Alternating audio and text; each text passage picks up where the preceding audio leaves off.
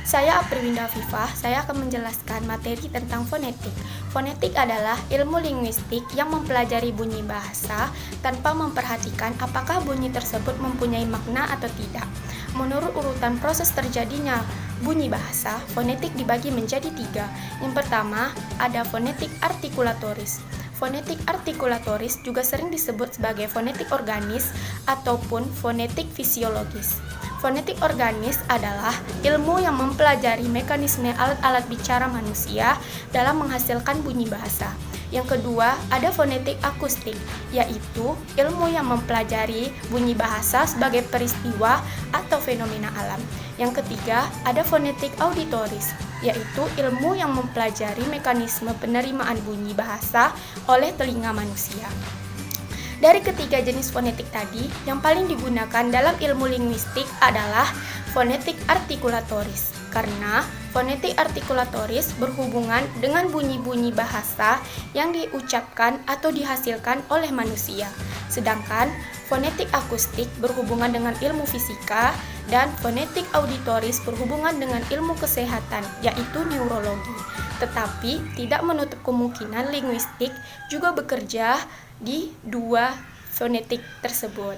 Assalamualaikum warahmatullahi wabarakatuh. Nama saya Afinda Ilsa Febriani akan menjelaskan materi tentang alat ucap. Alat ucap adalah organ pada tubuh manusia yang berfungsi dalam pengucapan bunyi bahasa. Organ-organ yang terlibat dalam pengucapan bunyi bahasa antara lain adalah paru-paru, laring, faring, rongga hidung, rongga mulut, bibir, lidah, alveolum, palatum, velum, dan uvula. Alat ucap terbagi menjadi 2, yaitu artikulator pasif dan artikulator aktif. Artikulator pasif adalah organ-organ yang tak bergerak sewaktu terjadi artikulasi suara seperti bibir atas, gigi atas, dan alveolum. Sedangkan artikulator aktif bergerak ke arah artikulator pasif untuk menghasilkan berbagai bunyi bahasa dengan berbagai cara. Artikulator aktif utama adalah lidah, uvula, dan rahang bawah, termasuk gigi bawah dan bibir bawah. Sekian penjelasan dari saya. Kalau ada yang kurang, saya mohon maaf. Assalamualaikum warahmatullahi wabarakatuh. Baiklah, saya akan menjelaskan tentang proses fonasi. Proses fonasi yaitu terjadinya bunyi bahasa pada umumnya dimulai dengan proses pemompaan udara keluar dari paru-paru melalui batang tenggorok ke pangkal tenggorok yang di dalamnya ada pita suara. Ada 4 macam pita suara, yaitu pita suara terbuka lebar, pita suara terbuka agak lebar, pita suara terbuka sedikit, dan yang terakhir pita suara tertutup rapat. Ada 2 proses artikulasi yang berangkaian.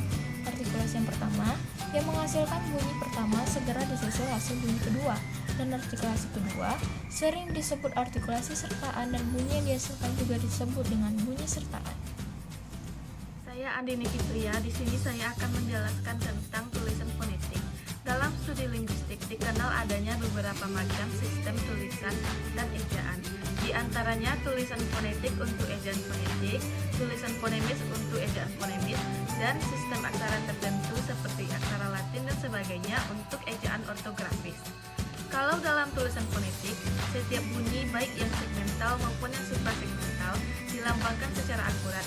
Artinya, setiap bunyi mempunyai lambang-lambangnya sendiri, meskipun perbedaannya hanya sedikit. Tetapi dalam tulisan fonemik, hanya perbedaan bunyi yang distintif saja, yakni yang membedakan makna, yang diperbedakan lambangnya. Bunyi-bunyi yang mirip tetapi tidak membedakan makna kata, tidak diperbedakan lambangnya. Selain tulisan fonetik dan tulisan fonemik, ada lagi tulisan lain yaitu tulisan ortografi. Sistem tulisan ortografi dibuat untuk digunakan secara umum di dalam masyarakat suatu bahasa. Klasifikasi bunyi bahasa, vokal, konsonan, dan semivokal. Secara umum bunyi bahasa dapat dibedakan atas vokal, konsonan, dan semivokal. Pembedanya berdasarkan pada ada tidaknya hambatan atau proses artikulasi pada alat bicara. Pertama, bunyi disebut vokal apabila terjadinya tidak ada hambatan atau proses artikulasi pada alat bicara. Kedua, bunyi disebut konsonan apabila terjadinya dibentuk dengan menghambat arus udara pada sebagian alat bicara, jadi ada artikulasi. Ketiga, bunyi semivokal adalah bunyi yang secara praktis termasuk konsonan, tetapi karena pada waktu diartikulasikan belum membentuk konsonan murni, maka bunyi-bunyi itu disebut semivokal atau semikonsonan. Nasal dan oral. Bunyi bahasa dapat dibedakan menjadi nasal atau sengau dan oral. Pembedaan ini didasarkan pada keluarnya atau disertainya udara melalui rongga hidung. Pertama, apabila udara keluar atau disertainya keluar udara melalui rongga hidung dengan cara menurunkan langi-langi lunak beserta ujung anak tekaknya, maka bunyi itu disebut bunyi nasal atau sengau.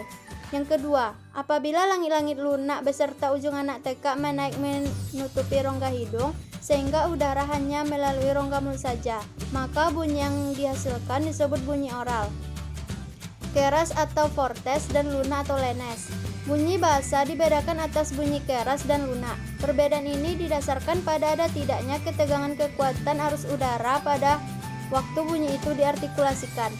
Yang ketiga, bunyi panjang dan pendek. Bunyi bahasa dibedakan atas bunyi panjang dan pendek. Perbedaan ini didasarkan pada lamanya bunyi itu diucapkan atau lamanya bunyi itu diartikulasikan.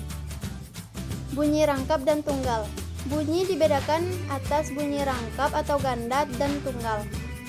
Bunyi rangkap vokal disebut diftong, sedangkan bunyi tunggal vokal disebut monoftong. Bunyi nyaring dan tidak nyaring. Pertama, vokal. Bunyi dibedakan atas bunyi nyaring atau lantang dan tidak nyaring pada waktu terdengar oleh telinga. Yang kedua, konsonan. Dibandingkan dengan vokal, bunyi-bunyi konsonan karena terbentuknya disertai dengan hambatan alat bicara pada saluran bicara sebagai ruang resonansi. Nama saya Sekri Dilatis. Saya ingin menjelaskan tentang unsur suprasegmental. Sudah disebutkan di muka bahwa arus ujaran merupakan suatu runtunan bunyi yang sambung bersambung terus-menerus diselang-seling dengan jeda singkat atau jeda agak singkat, disertai dengan keras lembut bunyi, tinggi rendah bunyi, panjang pendek bunyi, dan sebagainya. Dalam arus ujaran itu ada bunyi yang dapat disegmentasikan, sehingga disebut bunyi segmental. Tetapi yang berkenaan dengan keras lembut panjang pendek dan jeda bunyi tidak dapat disegmentasikan. Dalam studi mengenai bunyi atau unsur suprasegmental itu biasanya dibedakan pula atas seperti yang dibicarakan di bawah ini. Yang pertama, tekanan atau stres. Tekanan menyangkut masalah keras lunaknya bunyi suatu bunyi segmental yang diucapkan dengan arus udara yang kuat sehingga menyebabkan amplitudonya melebar, pasti dibarengi dengan tekanan keras. Yang kedua, nada atau pitch. Nada berkenaan dengan tinggi rendahnya suatu bunyi titik. Bila suatu bunyi segmental diucapkan dengan frekuensi getaran yang tinggi, tentu akan disertai dengan nada yang tinggi. Sebaliknya juga, kalau diucapkan dengan frekuensi getaran yang rendah, tentu akan disertai juga dengan nada rendah. Yang ketiga, jeda atau persendian. Jeda atau persendian berkenaan dengan hentian bunyi dalam arus ujar. Disebut jeda karena adanya hentian itu, dan disebut persendian karena tempat perhentian itulah terjadinya persambungan antara segmen yang satu dengan yang lain. Biasanya dibedakan adanya sendi dalam atau internal juncture dan Dansen di luar atau open juncture. Itulah penjelasan dari saya. Sekian, terima kasih. Sudah disebutkan di muka bahwa objek penelitian fonetik adalah font, yaitu bunyi bahasa pada umumnya tanpa memperhatikan apakah bunyi tersebut mempunyai fungsi sebagai pembeda makna kata atau tidak. Dan sebaliknya, objek penelitian fonemik adalah fonem, yakni bunyi bahasa yang dapat atau berfungsi membedakan makna kata. Misalnya, kita meneliti bunyi A yang berbeda pada kata seperti lancar, laba, dan lain, atau meneliti perbedaan bunyi I seperti yang terdapat pada kata ini, intan, dan pahit. Dan selanjutnya, yang pertama itu identifikasi fonem. Untuk mengetahui apakah sebuah bunyi fonem atau bukan, kita harus mencari sebuah satuan bahasa, biasanya sebuah kata yang mengandung bunyi tersebut, lalu membandingkannya dengan satuan bahasa lain yang mirip dengan bahasa satuan pertama.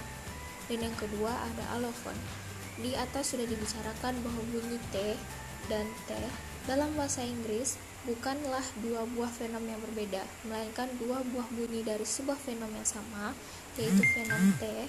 Bunyi yang merupakan realisasi dari sebuah fenom seperti bunyi T atau T.